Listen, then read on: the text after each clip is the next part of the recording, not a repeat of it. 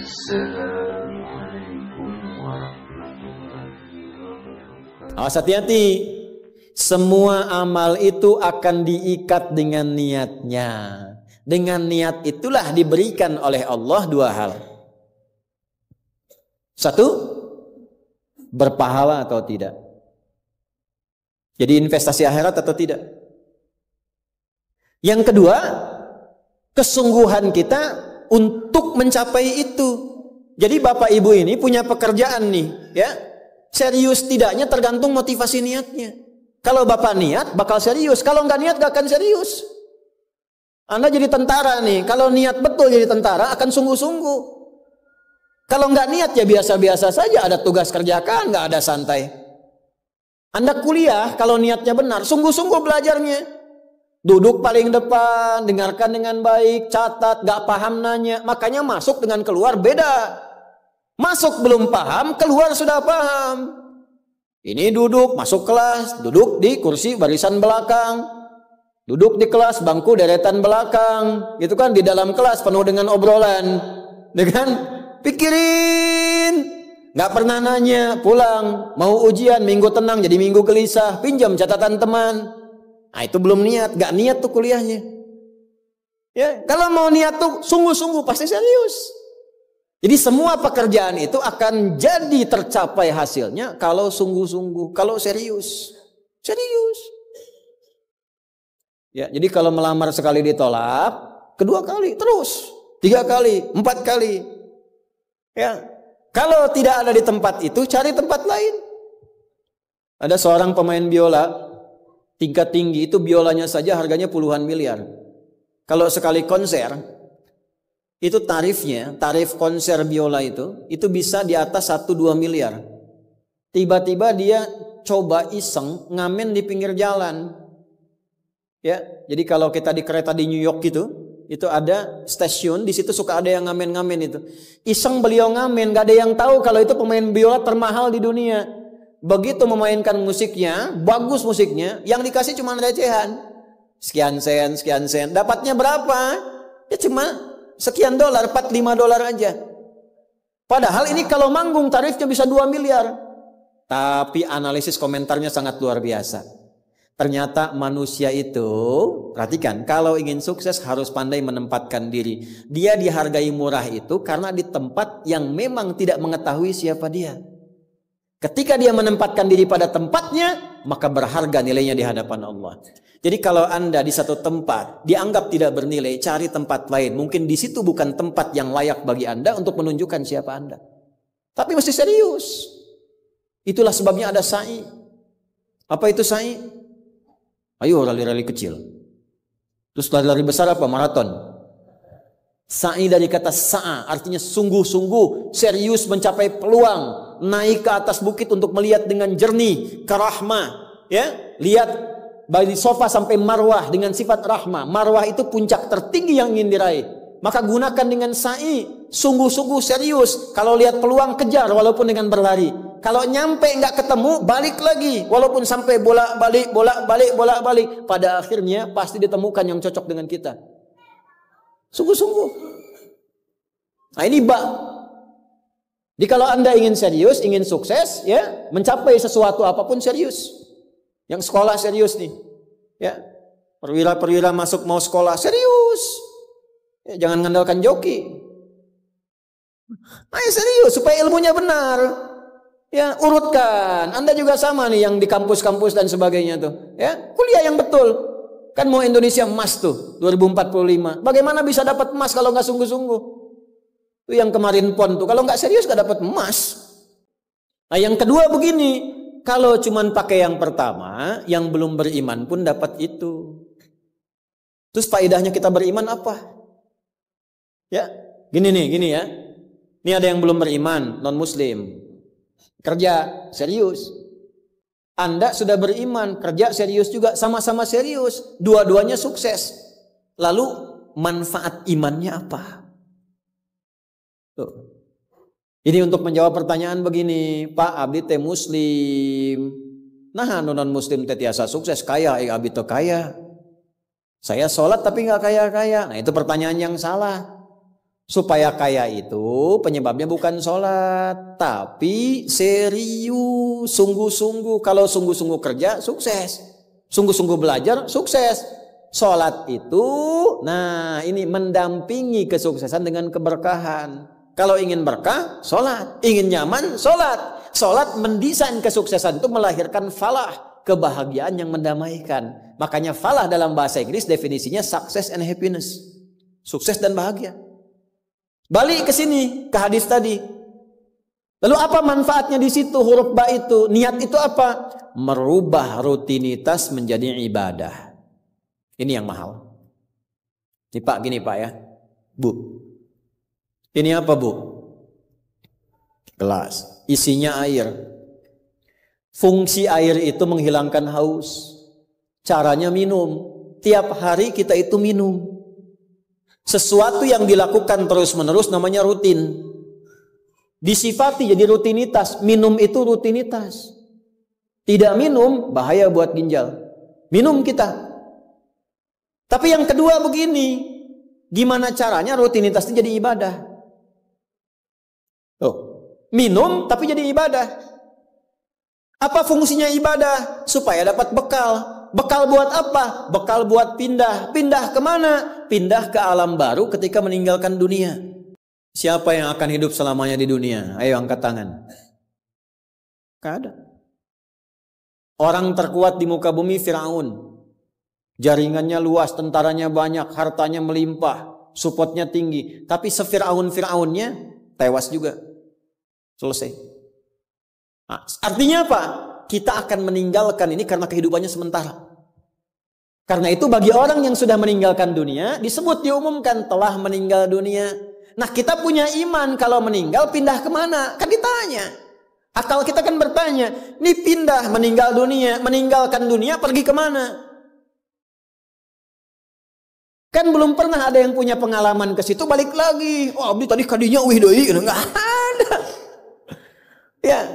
Harus terjawab. Kalau tidak terjawab bingung kita ini. Harus terjawab. Yang bisa jawab itu siapa? Yang menciptakan kita. Tanggung jawab. Harus memberikan keterangan. Karena itu kalau ada kitab suci menerangkan dengan sempurna. Setelah di dunia ke sini keadaannya begini, bekalnya begini, dari situ ke sini prosesnya begini. Ini menunjukkan kitab suci itu benar dan sumbernya dari Sang Pencipta. Dan berita baiknya, Alhamdulillah. Alhamdulillah, silahkan riset, silahkan komparasikan. Secara ilmiah, riset. Hanya Al-Quran yang menerangkan itu dengan sempurna.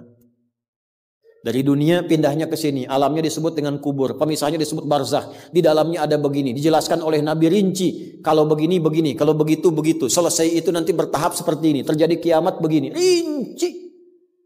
Kalau itu karya manusia, mustahil ada satupun manusia yang bisa berbuat seperti itu. Kita mau pindah nih. Sekarang kita pakai logika yang betul. Hukum pindah itu harus bawa bekal. Ini yang ngaji semua di sini, enggak semuanya orang Bandung. Orang Jakarta tuh. Ya. Soreang mana Soreang? Masih subuh nanti pas maghrib Soreang tuh. Ya, Purwakarta mungkin kan. Ini enggak semua orang Bandung ini. Apakah Anda bisa nyampe ke sini kalau enggak ada bekal? Dari Bandung mau ke Jakarta mesti ada bekal. Beli tiket pakai kereta api cepat. Ya, kereta cepat, bus, tiketnya bekal. Pakai pesawat, bekal. Hukum mengatakan setiap pindah tempat mesti ada bekal. Ini Anda, saya, kita mau pindah dari dunia minimal transit ya waiting roomnya di alam kubur. Mau pindah, pertanyaannya bekalnya apa? Kan pindah tempat. Semakin berpindah tempatnya, semakin beda hukumnya. Ini kita di Indonesia mau transit ke Malaysia, apa dikira mata uangnya sama? Tidak, hukumnya pun nggak sama. Orang Indonesia ke Singapura, hukumnya beda. Oh bisa rapi, di jalan rapi, nggak ada buang sampah sembarangan, gitu kan? Pulang lagi ke Soreang, nggak bala deui, gitu. Hukum beda, ketatnya nggak sama. Ke Amerika lebih jauh lagi, nggak laku rupiahnya, tukar dulu dari sini, baru dolarnya nyala. Pindah tempat beda hukum. Toilet di kota Bandung dengan toilet di Lebak Bulus bisa beda. Ya. Nih bang 1.000, kok 1.000 bang? 2.000. Biasanya juga 1.000. Anda di mana? Lebak Bulus. Sini Bandung pak. Ya, bisa beda hukum. Maka Anda jangan berharap di alam kubur itu hukumnya bisa sama dengan hukum di dunia. Pasti beda. Tetap pertanyaannya sama. Bekalnya apa? Cuman 2 lembar, 2 kain. Ibu tambahan 1 bu, kerudung ibu 3 tuh. Makanya saya selalu mengatakan dengan bercanda tapi dalam, mohon maaf ini yang muslimah, berlatih pakai kerudung ya. Berdoa minta sama Allah. Supaya nanti tidak bikin malaikat mungkar nakir penasaran. Di dunia nggak berkerudung, begitu meninggal dikerudungin. Ditaruh ke malaikat, ucu gening. Waktu di dunia teh kerudungan, nah udah jantan kerudungan. Man rabbuka, abi jamaah Ustaz Adi, namun belum sempurna hijrah. Pelan-pelan, jangan dihukumi dulu. Dia sujud itu sudah luar biasa. Dia belum taat pada satu bagian, tapi taat pada bagian yang lain. Kita doakan, support. Jangan langsung tiba-tiba, nggak taat, dosa, neraka. Nah, kamu neraka, aku maing wes, repot kalau gitu tuh, ya. Balik lagi, dikembalikan pada kebiasaan, pada kebaikan. Nah, sekarang mau pindah ke alam kubur, bekalnya apa? Kan mesti jelas. Baju sudah beda, nggak bisa dibawa, itu sudah fitrah Pak. Bapak punya warisan banyak, ditinggal. Nggak ada yang mau ikut, semua ditinggal. Anak-anak tuh sudah catat warisan bapak apa saja. Ibu sesayang-sayangnya nggak akan ikut bu. Bapak jangan tinggalkan saya. Terus kata yang nguburnya, ayo ibu mangga atau ibadah ngiringan, nanti aja. Akan masuk. Nah sekarang pertanyaannya bekalnya apa? Ini mesti terjawab. Kalau nggak terjawab, nggak lengkap agama itu. Apa fungsinya Tuhan di situ?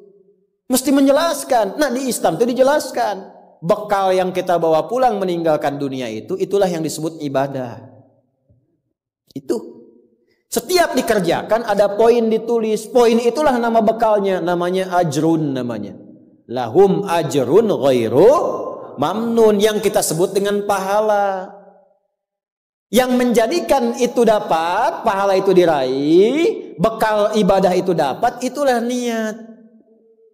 Itulah niat. Jadi pekerjaannya tidak berubah, rutinitas tetap jalan, minum tetap minum, kerja tetap kerja, makan tetap makan. Cuma dengan niat itu di saat yang sama cara minum itu langsung dinilai sebagai ibadah. Perintah Allah, malaikat tulis. Ya, berapa tulisnya? Sesuai kadar keikhlasannya, minimal 10.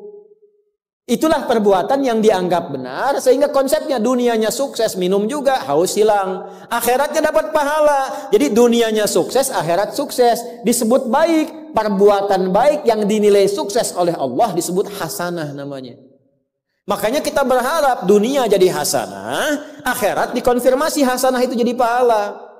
Maka kita berdoa, Al-Baqarah ayat 201, Rabbana atina fid dunya wa fil akhirati waqina. Apa tafsir hasanah terkait ibadah? Tafsir hasanah terkait ibadah pindah surat ke surat 6. Ayat berapa? 160. Man jaa bil hasanati falahu asyru amthaliha. Minimal kalau diniatkan jadi ibadah tulis 10. 10 itu yang disebut bekal pulang. Sebelum meninggal. Tampilkan nanti. Punten Pak ngetang nate sanes kieu nya 1, 2, 3, 4 itu hitungan dunia. Cara menghitungnya 1 ke 2 500 tahun. 2 ke 3 500 tahun, 3 ke 4 500 tahun. Nanti semua itu diakumulasi, ditampilkanlah surga yang sesuai dengan pahala kita. Kapan ditampakkannya? Saat sakaratul maut sebelum meninggal. Sifat ibadahnya disebut, sifat orang yang rajin ibadah disebut abdun, jamaknya ibadun. Ketika mau meninggal ditampakkan, karena ditampakkan tenang dia. Nyawanya tenang, jiwanya nyaman. Sifat jiwa yang dilatih ibadah, saat latihan disebut tumakninah. Ruku anjen, jangan dulu itidal sampai tumakninah. Sujud, jangan bangkit dulu sampai tumakninah. Kebiasaan tumakninah punya sifat namanya mutmainnah. Makanya saat akan meninggal disebut ibadahnya, disebut mutmainahnya. Di mana? Quran surah 89 ayat berapa? Ayat 27 sampai 30. Ya ayyatuhan nafsul mutmainnah irji'i ila rabbiki radiyatan mardiyah fadkhuli fi ibadi, disebut ibadnya. Wadkhuli jannati, ditampakkan surganya. Ini surganya anjeun teh ieu tina amalan-amalan yang telah dilakukan selama hidup. Kalau yang nggak ada bekal, tampaknya yang jelek-jelek sesuai kebiasaannya. Ya. Kebiasaan dugem ditampakkan lengeleng. Ini bingung, la ilaha illallah, geleng lagi, geleng lagi. Yang biasa tahlil, biasa ngaji, wafat sesuai kebiasaan, sesuai ajalnya. Tampak. Nah, sekarang untuk mencari bekal itu bagaimana? Niatkan menjadi ibadah. Itu fungsinya itu mahal. Pembuktiannya setelah meninggal. Kalau bapak nggak percaya, ibu nggak percaya, dipertanyakan imannya. Silahkan saja nanti lihat setelah meninggal. Ya, cara merubahnya bagaimana? Nanti ada 3 bagian. Karena itu kata Imam Syafi'i, hadis ini sepertiga ilmu. Ilmu itu dipraktikkan lewat amal, makanya hurufnya sama. Ain, lam, mim saat belajar. Ain, mim, lam ditukar, lamnya ke belakang, mimnya ke tengah. Saat diamalkan hurufnya sama. Orang yang mengerjakan itu ain pakai alif, lam dan mim, alimun. Tempatnya alamun, tanda-tanda orang itu kenal Allah. Maka dia pakai ilmu. Ilmunya dia amalkan, hurufnya sama semua. Ilmun, amalun, alimun, alamun. Allah disebutnya apa? Rabbil alamin, jama alhamdulillahi rabbil alamin. Jadi kalau kita pakai ilmu, gunakan. Begitu digunakan, tuliskan pahalanya. Kata Imam Syafi'i, hadis ini sepertiga ilmu. Karena ilmu itu ada 3. Ilmu tentang lisan, ilmu tentang perilaku tubuh bagian luar, ilmu tentang hati. Semua perilaku kita bergantung 3 hal tadi. Contoh lisan. Panitia, kalau ada teh manis bagus banget itu. Enggak, ini contoh, bukan minta.